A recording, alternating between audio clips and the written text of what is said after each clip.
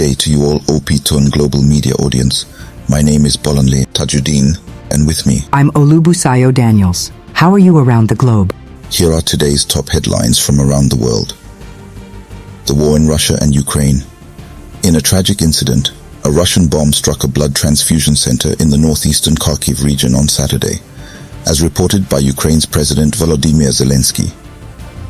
On a different note, the narrative surrounding the conflict is taking a turn. Russia has accused Ukraine of employing cluster munitions in the Donetsk region, resulting in damage to a university. It's worth noting that the US has been supplying controversial weapons to Ukraine, despite concerns over their impact on civilians. Meanwhile, tensions escalate as Ukraine announces its intent to persist with attacks using sea drones. Recently, 2 strikes with these weapons targeted a Russian oil tanker and a naval base, all within a span of 24 hours. On the ground, the Russian military claims to have taken control of a village near Kupiansk on Saturday. However, Cherevati, a Ukrainian military representative, denies these claims, stating that any advancements made by Russia are minimal, covering only tens of meters and lacking significant impact. These developments mark a critical moment in the ongoing conflict between Russia and Ukraine, with regional and global implications. We will continue to keep you updated as events unfold. In another tragic news, breaking news from Multan, Pakistan. A devastating train derailment near Nawabshah in southern Sindh province has claimed the lives of 15 passengers, leaving 50 others injured. The Hazara Express, en route from Karachi to Rawalpindi, suffered a tragic accident when 10 cars derailed near the Sahari railway station. Senior railway officer Mahmudur Rehman Lako, who oversees railways in the accident area, reported the harrowing incident. Our thoughts are with the victims and their families during this difficult time. Stay tuned for further updates on this developing story. In Lagos, Nigeria.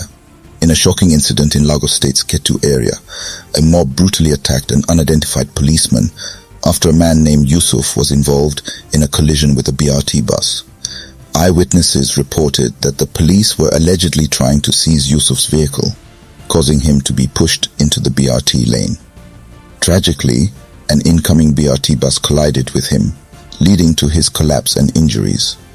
Witnesses hold the policemen responsible for Yusuf's ordeal, stating that their actions led to the unfortunate incident. As reported by Punch News, an eyewitness, who does not want her name mentioned, said the policemen were responsible for Yusuf's ordeal, adding that he sustained varying degrees of injury as a result of the incident. The policemen caused this. They were the ones that were trying to dispossess the man of his vehicle, and while trying to push the man out of the vehicle, they pushed him on the BRT lane, and an incoming bus ran into the man, the eyewitness said. As events continue to unfolding developments in West Africa, last Sunday, West African leaders set a deadline of 1 week for the coup leaders to comply with their demands, warning that they would take all necessary measures, including the use of force. However, in Nigeria, which is likely to contribute a significant portion of the troops if military action is taken, there is growing opposition to involving the military in the situation. Nigeria shares close ethnic and historical ties with Niger, and voices against military intervention are becoming more pronounced. Nigeria's Senate recently urged the government to explore political and diplomatic solutions instead. The tension is palpable as the deadline approaches, and the international community closely watches how the situation will unfold. Judgment is around the corner, and anxiety of Nigerians await presidential election petition verdict. In the upcoming week, Nigerians eagerly await the verdict of the Presidential Election Petition Court, PEPC, on the contentious 2023 presidential election. The court's decision will have significant implications for Nigeria's political growth and the consolidation of democracy. With the widespread influence of social media, this election petition has become one of the most closely followed in the country's history. As President Tinubu faces off against his adversaries, the outcome holds immense importance. The involved parties, including Alhaji Abubakar Atiku and his party, the People's Democratic Party (PDP), along with Mr. Peter Obi and the Labour Party, are challenging the results of the February 25th presidential election at the PEPC. The court, led by Justice Haruna Tsamani, now holds the responsibility of making a decision that could either make history or lead to disappointment, as emphasized by Mr. Emmanuel Ogebe, a United States-based human rights lawyer. In the world stage, China faces mounting criticism on Monday after it blocked and used water cannons against a key U.S. allies' vessels in the disputed South China Sea, escalating tensions in the crucial waterway. In response to the weekend confrontation, the Philippine government summoned Beijing's ambassador and lodged a diplomatic protest, while the U.S. reiterated its commitment to defend its ally if under attack. China defended its actions, citing the violation of its sovereignty by the Philippines. Manila released video footage of the incident, intensifying regional tensions over conflicting territorial claims in the area, which has become a growing point of contention between the U.S. and China. Niger renowned human rights lawyer Femi Falana warns ECOWAS seek UN Security Council approval before intervening in Niger Republic. The timely warning comes amid a one-week ultimatum issued by the President Bola Tinubu, led ECOWAS to the military junta in Niger, demanding the immediate release and reinstatement of Niger's elected president, Mohamed Bazoum. The captured Niger's president has been detained by the military for over 10 days. The German government issues a stern warning to the Niger coup plotters, cautioning against any acts of violence towards detained President Mohamed Bazoum. A spokesperson for the Foreign Office expresses deep concern for the politician's safety, as conveyed in Berlin on Monday. In a recent statement, the former Minister of Works and Housing, Mr. Babatunde Fashola-san, vehemently refutes false allegations of involvement in drafting the Presidential Election Petition Tribunal (PEPT) judgment.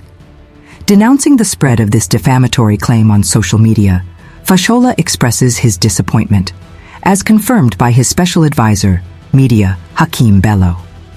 Addressing the allegation, Fashola categorically refutes the claims, stating he has been out of Abuja for an extended period, rendering the accusations baseless. He strongly condemns those responsible for spreading these dangerous allegations, branding them as agents of destabilization.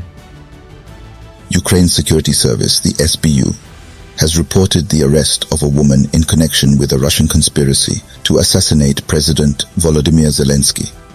According to the SBU statement, the woman was apprehended while attempting to obtain the president's itinerary ahead of his visit to the flood-affected region of Mykolaiv in June. The SBU has consistently accused local residents sympathetic to Russia of providing valuable information to aid Moscow's military activities. President Zelensky confirmed being informed about the arrest and expressed his support for the SBU's efforts in countering traitorous activities. As of now, Russia has not issued any official statement regarding the arrest or the alleged assassination plot. The SBU claims the woman was caught red-handed trying to pass intelligence to Russian operatives, indicating a serious and potentially dangerous security breach. Celebrity news. Veteran actor Pete Edochie opens up about polygamy, embracing second marriage without condemnation, he said. Rewrite for headlines. In his words, "The people who take second wives know best why they take second wives. I don't have any need for a second wife. For me, I have a wife who has given me 5 sons. What am I going to look for a second wife for? No, it's not necessary. I will not condemn polygamy, no, because people have their reasons for what they do, right?" In the Senate. In a recent development, Festus Keyamo Esan, the ministerial nominee from Delta State, has issued an apology to the Senate for his failure to appear before the 9th National Assembly during his tenure as Minister of State for Labor and Productivity under former President Muhammadu Buhari. Senate screening quickly went in flames as soon as the controversial lawyer stepped onto the podium. As the Senate now has confirmed Festus Keyamo, Dr. Tihani and others, President Tinubu is now faced with a crucial decision to properly kickstart his administration with cabinets in place, regardless of any pending judicial decisions that could potentially impact his tenure. Sports news. England advances to the Women's World Cup quarterfinals, narrowly defeating Nigeria 4-2 on penalties in Brisbane, despite playing with 10 players after Lauren James's red card. The European champions face the challenge of improving their game to vie for the World Cup alongside their European crown. In the upcoming quarterfinals, they will take on the winner between Colombia and Jamaica, while acknowledging Nigeria's impressive performance in this tournament, proving they are a force to be reckoned with. Nigeria First Lady, Senator Oluremi Tinubu, commends the efforts displayed by the girls, and she said Nigeria is waiting to receive them back home with grace. And that brings us to the end of our news headlines. Thanks for watching us here at Opitun Global Media from our New York studio. Don't forget to stay connected with us on all your social media platforms. Be sure to follow us, like our videos, subscribe to our YouTube channel, and hit notification bell so you never miss out on the latest updates and breaking news. We value your viewership and look forward to having you with us again soon. From all of us at Opitun Global Media, have a wonderful day. See you again soon.